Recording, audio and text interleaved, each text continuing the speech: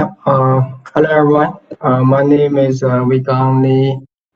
I'm a software developer at Intel Network Platform Group. It's my great honor to have this opportunity to share with you our recent work related to the data compression enablement in DAOS.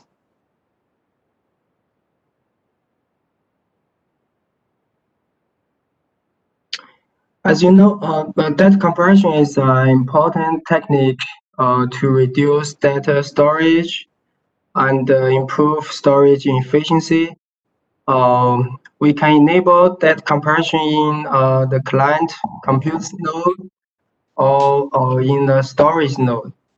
The benefit of enabling compression in client is that it can reduce the amount of data transferred over network. But it also consumes CPU cycles in the compute nodes. And compression on storage server can optimize storage bandwidth and storage space, but it can't save the network bandwidth. The good thing is that on the storage server, it is much easier for us to leverage the hardware accelerator for that compression offloading. And currently in DAOS, we only compress the data and the metadata will not be compressed.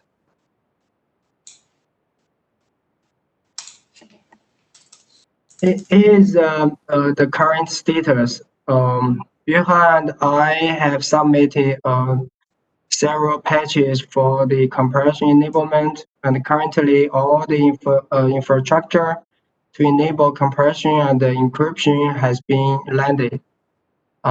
We can now set the compress and the encrypt properties at the container creation time. We've also added the RZ4, RCL, and QAT support. And the QAT synchronized support is still work in progress. Yeah. Similar to the checksum, we introduced the DAOS compressor, which is an abstraction layer in DAOS. There are several functions defined to initialize, destroy a compressor, and also provide the data compression and decompression API using this compressor. The DAOS compressor data structure has a function table pointer pointing to the different algorithm implementation, and it is selected by different compress type. In backend, the RZ4 algorithm is supported by Zlib RZ4 library, and the deflate algorithm can be supported by the RSL software library or the QAT hardware.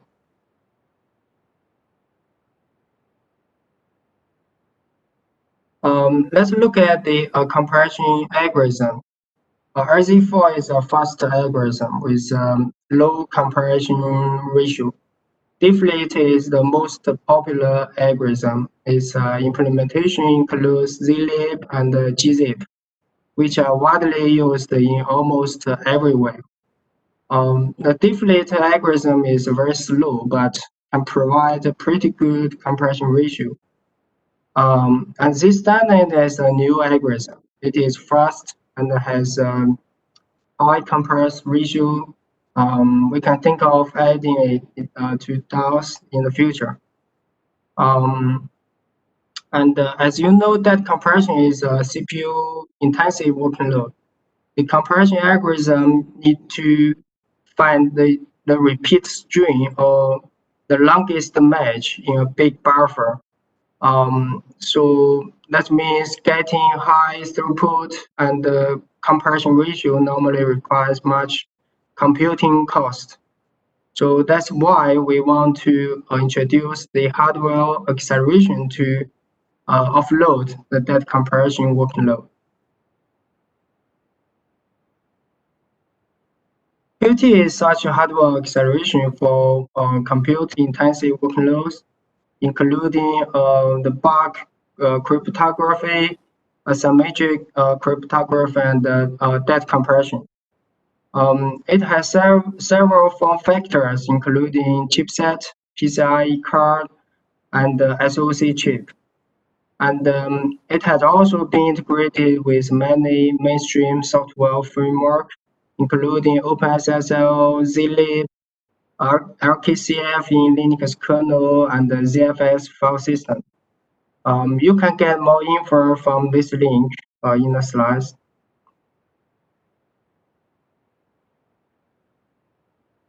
And if we want to integrate QAT hardware, we have two methods, synchronized mode and asynchronous mode.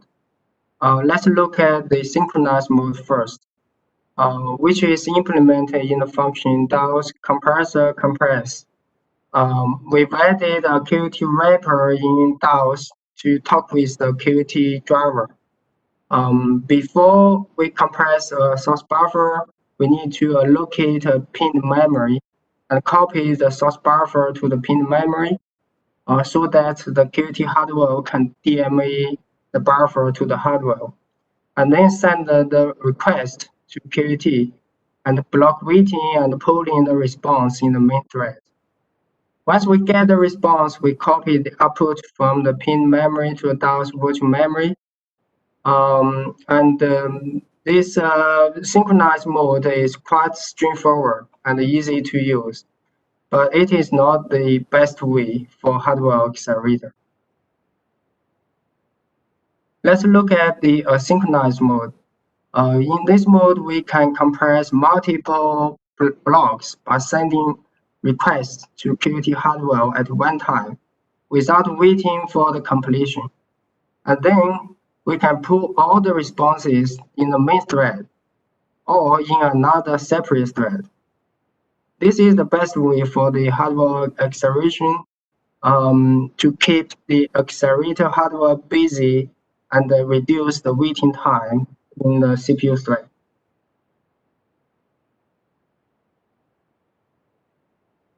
Also implementing the compress timing test.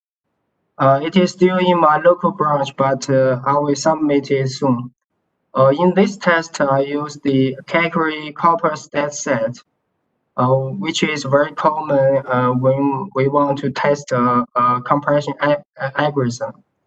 The total size of the dataset is 3.2 megabytes, and it is divided into different block sizes from 4 kilobytes to 512 kilobytes. And the test program compresses each block and repeat 1,000 times. After that, it calculates the throughput compress ratio and then decompress the block to verify the result. Maybe I can share demo here.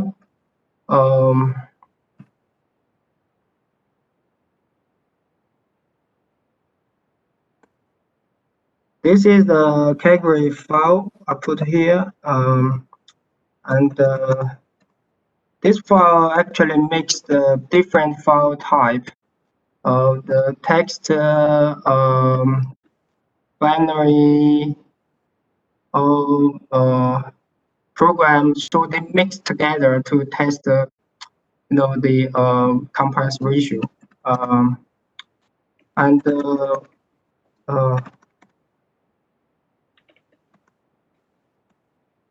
this is the test program. It reads the file and put it in the buffer and split the buffer into different blocks and compress each block statelessly for each algorithm. You can see that for RZ4 it compress, calculate the time, throughput, and the compress ratio, and then decompress and verify the result. Here, if we want to cat the QAT statistic counter here, we can see that the counter is changing. That means we are sending the request to QAT hardware for the deflate compression algorithm. Okay, let's get back to some result, some initial result. Here, the first chart is the compression throughput for RZ4, RCL, and QAT. You can see that RZ4 have 2 to 1 megabyte per second throughput, and the RCL is 259 megabyte. QAT can provide the best throughput, more than 500. The second chart is decompression. We can see that RZ4 is really fast to do the decompression. And the last one is compression ratio. We calculate the ratio by dividing the compressed size by the original size. So smaller is better. You can see that both RCL and QAT can provide much better compression ratio than RZ4.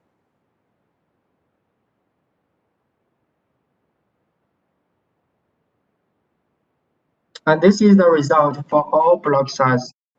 We can see that overall QAT can provide the best compressed throughput and the compression ratio, and the RZ4 has the best decompression throughput. And the QAT perform best at the 64 kilobyte block size. Please note it is in the single thread test. So the QAT hardware actually cannot be fully utilized. If we run multiple tasks, QAT can provide even better performance.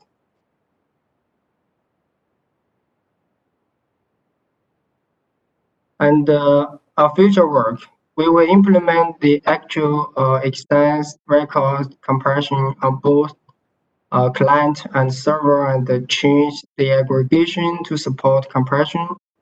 We will also support partial read in the middle of a compressed extent. And even though the QAT code has been merged into the master branch, it is not enabled by default. We need add support to automatically discover QAT hardware at build time and runtime, and more intelligently switch between the RSL software and the QAT hardware. And another potential optimization is to chain the compression and the hash operation together in one function call.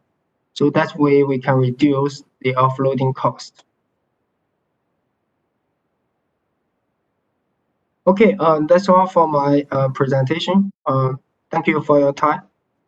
Thanks a lot, Weigang. I think we have time for a few questions from the audience, if any. Hi, yeah, I have a question. Go back to the performance chart. You mentioned that LZ4 is faster, but looks to me it used the latency of LZ4 actually is larger than the deflate. Yeah, go back further. This one? Go back further. This one? Yeah. So,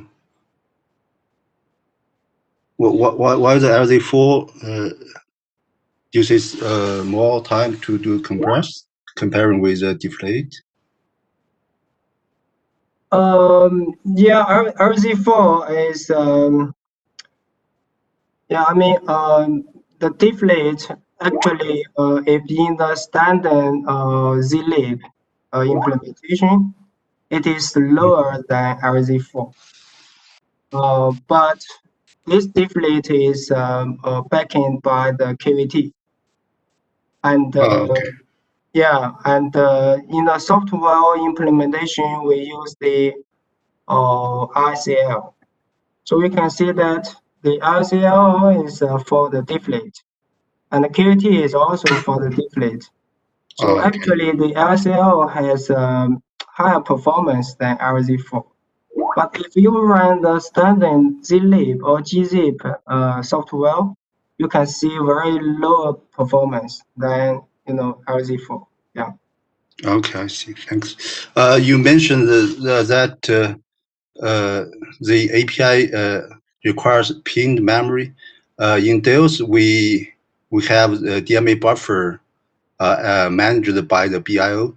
So in your implementation, you utilized the DMA buffer in BIO, or you? Yeah, the QAT driver actually have a memory driver, so it can be used to allocate the pinned memory.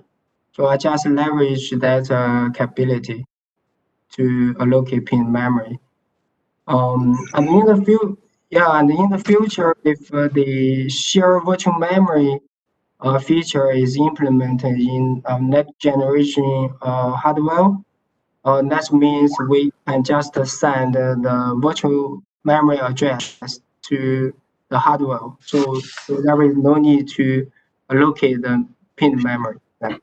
Okay, so you mean in current implementation, we have to do extra memory allocation by the QAT allocate API? Exactly. Yeah. So far, we implement that. Yeah. Okay, thank you. We're doing a mem copy from the RDMA buffer to the QAT buffer. In this case, we need to memory copy the pin from the pin memory to the virtual memory if we get the result. Yeah. So currently there are 2 memory copies. Yeah, probably. I think in the future we could utilize the DMA buffer managed by the BIO so that we can reduce one memory copy. Right. Okay. I think. Yeah. Sure. Yeah, since that's pinned as well. Yeah. Go ahead. Sorry.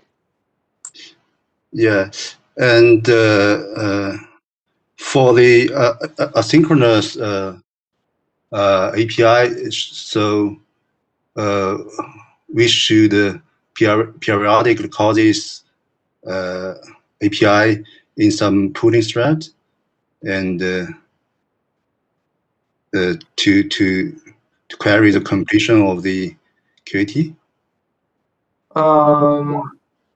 You mean for the response, right? Yeah. Yeah. You have to running in a separate thread or in the main thread to pull the response back and do the following work after you get the response. Yeah, and all these APIs are purely user space API. There isn't any syscall involved, right? No, it is just the user space API. Yeah. Okay. Thank you. Yep. Thanks.